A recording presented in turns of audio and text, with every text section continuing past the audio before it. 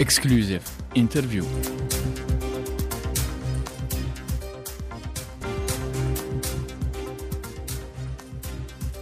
Greetings to you all Ifrikya FM listeners and welcome to this special broadcast through our waves. Today we are honored to have with us at Ifrikya FM studios His Excellency Mr. Patrick Rankhumise, chargé d'affaires at the South African Embassy in Algeria. Good evening, Mr. Rankhumise. Good evening. It's a pleasure to have you here with us. South Africa is leading an international judicial campaign to denounce what is described as a genocide perpetrated by the Zionist occupation army against Palestinian civilians in Gaza. Why is this unwavering commitment, and where does South Africa's determination to defend oppressed people originate? South Africa, as we know it today, is a free and democratic country. And we are free today as a country because we succeeded to be triumphed against apartheid, which was viewed even by the international community, including the UN, as a war against humanity. And today, when we see other nations being oppressed, going through suppression of human rights, exploitation, as a South Africa, we become very worried. And we support those countries and people who are under oppression. So we view the ongoing conflict in Palestine as tantamounting to the violation of human rights characterized by racism, among others. It's for this reason that South Africa took the matter of Israel occupation of Palestine, but to be specific, the ongoing conflict in Gaza, to the International Court of Justice as a way of making a contribution in an effort to create a just and peaceful world. In this case, to stand for the rights of the Palestinian people. Yes, of course. Mr. Rankhumise, on your pursuits in chasing this case against the Zionist nation, we go to May 10th, where the South African government asked the ICJ to order Israel to stop its attacks on Rafah. Rafah has been dubbed the last bastion or the last refuge for the Palestinian people. And this comes as it is part of your emergency measures against the conflict in Gaza. I want to ask, what does it really take for the ICJ's decisions to be implemented on the battleground? I don't want to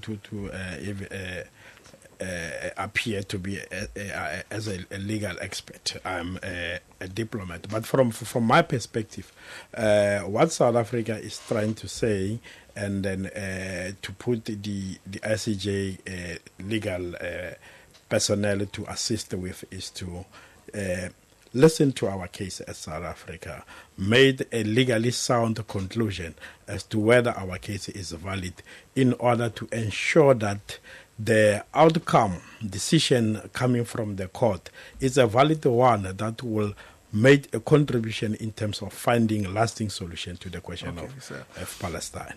So on the topic of the May 10th, it's very important, especially for the South African people.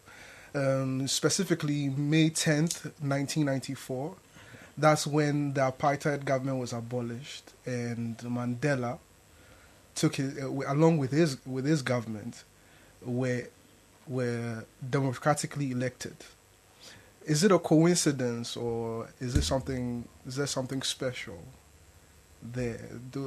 Because it seems like it's a coincidence. May 10th, 2024, and May 10th, 1994.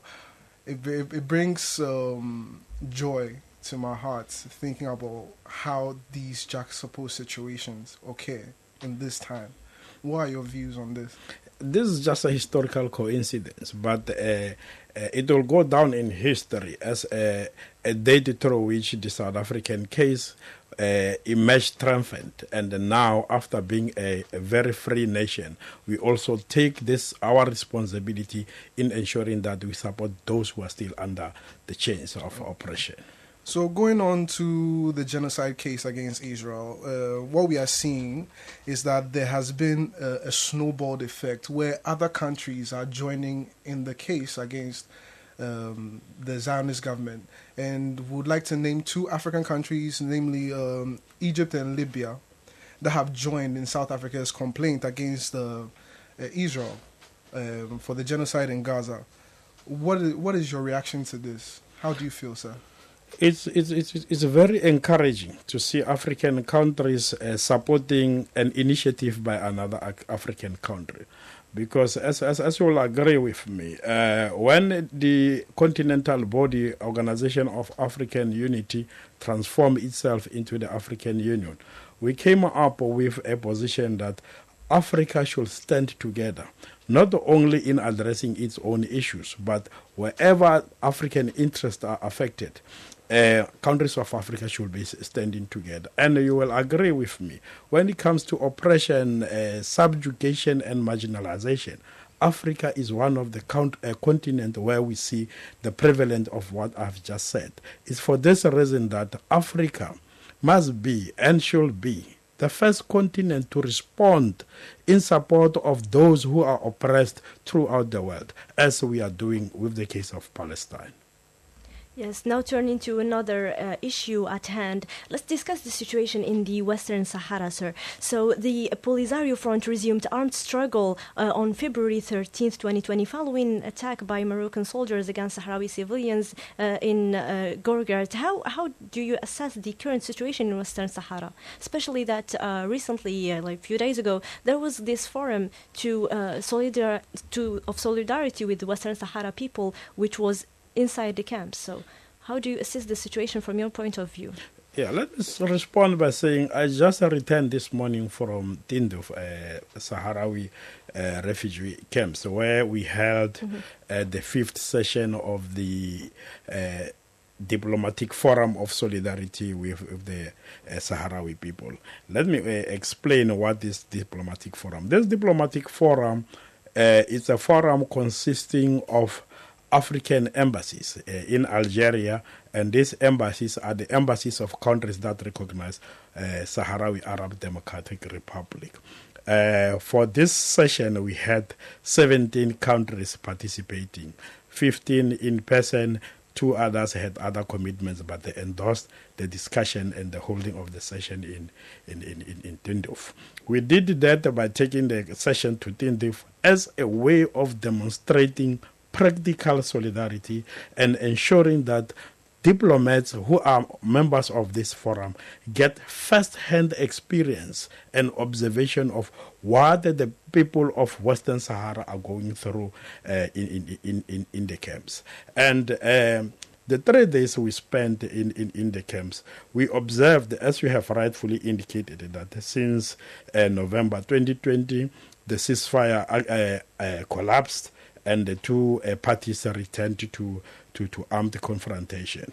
So we have been taken to various sites, including the Museum of the Revolution, where we received first-hand briefing about the atrocities conducted by Morocco against the defenseless civilians, both in the liberated territory and also in the occupied territory. And that, for our part as diplomats, it provides an opportunity to have first-hand, instead of fake reporting on this subject, to enhance our reporting to our capitals, so that our principals in our individual capitals could be in position to use reliable information to develop a country position for articulation and defending the cause of the Sahrawi people in various multilateral forums. Staying on the same topic about this International Solidarity Conference for the Sahrawi cause and diplomatic forum in Sahrawi refugee camps recently, what is your impression, since you talked about revolutions and the revolution, what is your impression about the Sahrawi people, those who have been fighting for their freedom for years until this day? For 50 years. Exactly. More than 50 years. The Sahrawi people has been away from their country. Those who remained in the occupied territory are subjected to humiliation, exploitation, marginalization. The resources of Western Sahara are exploited, not to the benefit of the Sahrawi people. But beside this, the Sahrawi people remain committed to saying their struggle is a just struggle, and they don't see themselves as part of Morocco. And various international resolutions by the UN and the conclusion of various international courts had proven that there is no relationship between Morocco and Sahrawi. Therefore, there is a very strong call that Sahrawi Arab Democratic Republic should be a sovereign state. And again, you will recall that the Constitutive Act of the African Union talks about the recognition of sovereignty of state. And Sahrawi Arab Democratic Republic is one of the members of the African Union. But contrary to the status of other members of the Union, Sahrawi Arab Democratic Republic is the only state that is existing within the borders of another state. And the territory that is rightfully theirs is also occupied by Morocco. Therefore, there is a fervent need, and it is justifiable for the people of Western Sahara to be calling for their return home, and so that they can enjoy their right to sovereignty and territorial integrity. Okay, moving on, sir. I would like to say in 1961, Nelson Mandela found refuge here in Algeria. And it's said that he was trained by the forces of the Algerian National Front. Being that as it may, South Africa and Algeria have a history and are interconnected in so many ways. It wouldn't be far-fetched to say South Africa and Algeria share certain values as well as Pan-African views. What I would like to ask, what about economic partnerships as well? Can you go into that? Yeah, South Africa and Algeria are strategic partners. And as you rightfully indicated, the genesis of this strategic partnership could be traced from the period of anti-apartheid struggle, where South African nationalist movement, to be specific, the African National Congress, came in contact with the Algerian Revolution, the FNL. And as a result, we had Nelson Mandela, who at that time was tasked to form the military wing of the African National Congress, that's Umkhonto Sizwe, came here, asking for resources and support. He was given military training, and pursuant to that, a number of activists and militants from South Africa came to Algeria to be given a training.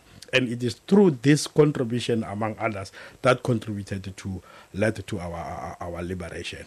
After we attained independence in 1994, Mandela returned back to Algeria, and pursuant to that, the two countries formalized bilateral relations. And one of the key elements of the bilateral relations between these two countries, South Africa and Algeria, was to enhance economic cooperation in various fields in order to ensure that the mutual cooperation between the two countries contribute in addressing socio-economic challenges in both countries, including addressing challenges of poverty, unemployment, and other socio-economic challenges.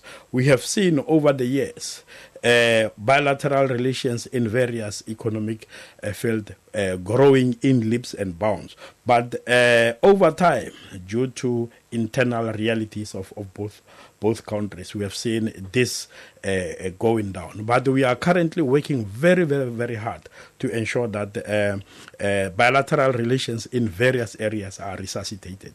In fact, agreements in various, more than 20 agreements, will be signed in the near future. But maybe let me also use this opportunity to inform you that currently there is a shining example on the resuscitation of bilateral relations between South Africa and Algeria, undertaken by the two ministries from these countries of small business and knowledge development. Both ministers had been visited each other and had to come up with clear program of action in terms of advancing cooperation between the two countries. Talking about cooperation previously, while we were sitting, we had this discussion about the cooperation between the African nations and everything. You mentioned, sir, that there is something missing about the media. Then we come to discuss about our radio, Ifrikya FM radio. Sir, can you share your point of view about Ifrikya FM radio when it comes, how does it play its role in unity in Africa and the Pan-African view?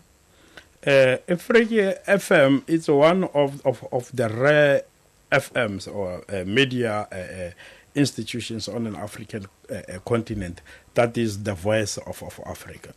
I'm saying this on the basis that today, when we talk about the African Renaissance, when we talk about African development, we talk about the creation, as stated even within in the AU documents, creating the Africa we want. We can only be in position to create the Africa we want if we use the African voice, the African knowledge system, the African interaction, the African brotherhood, the African sisterhood. So Ifrikya FM is one of those voices that is intended to bring together Africans, share knowledge, share expertise, and most importantly, to create people-to-people interaction. And I personally view it as one of the shining examples in terms of ensuring effective, honest, and trusted communication that can be shared among Africans.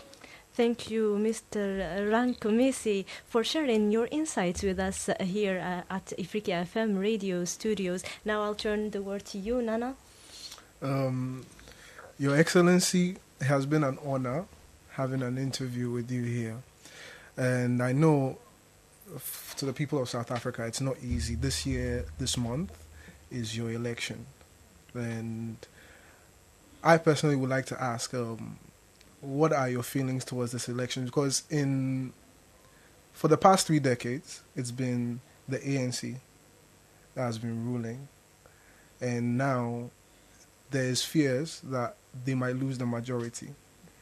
I don't want to go too much into the politics. I just want to ask, what is the average South African feeling during this election? Yeah, as you have rightfully indicated, this year marks 30 years of freedom and democracy in South Africa.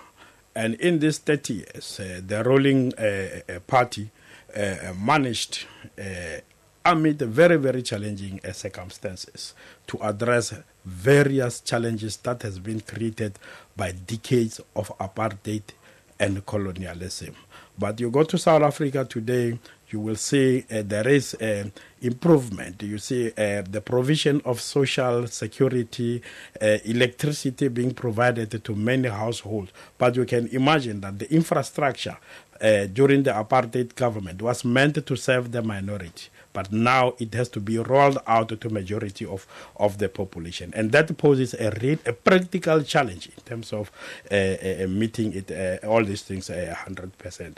But going back to the issue of elections, the elections, 2024 elections, they are very, very, very interesting on the basis that you have a number of political parties. And then they have drawn a lot of interest among South Africans. And what is important for us as South Africans is that the rule of law, the adherence to the Constitution is maintained. And we have no doubt that the elections will be peaceful. Even us as South Africans living abroad, we cast our vote last week. 111 missions throughout the world, South Africans abroad cast their vote.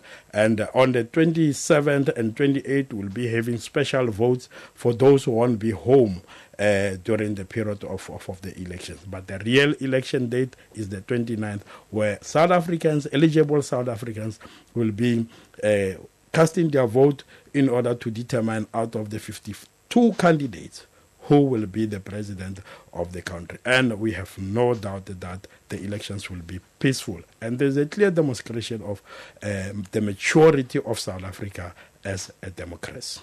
Thank you so much, sir. So thank you, sir, for these words. Any last word you'd like to say to our listeners, to our waves, also to our viewers who will be watching this interview? To your viewers, especially as this channel is a pro-African channel, a pan-African channel, let's continue to be Africans. Being African doesn't mean to be white. Being African it's not about the matter of color.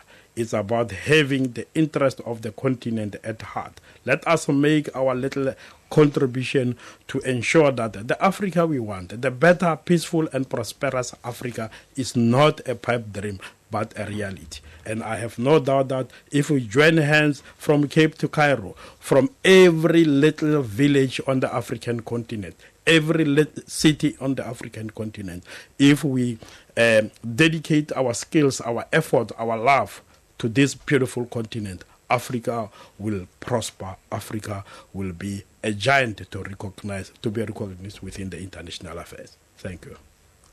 Thank you, sir. Thank you for sharing this insight with us. Thank you for also being present here at our Ifrikya FM studios. Nana?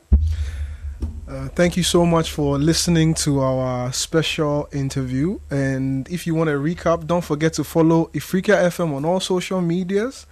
And also, you can get us on the App Store, Ifrikya FM. Stay tuned, and always, Ifrikya FM, the voice of Africa. Thank you so much. Thank you so much. This is Emmanuel and Devere signing out.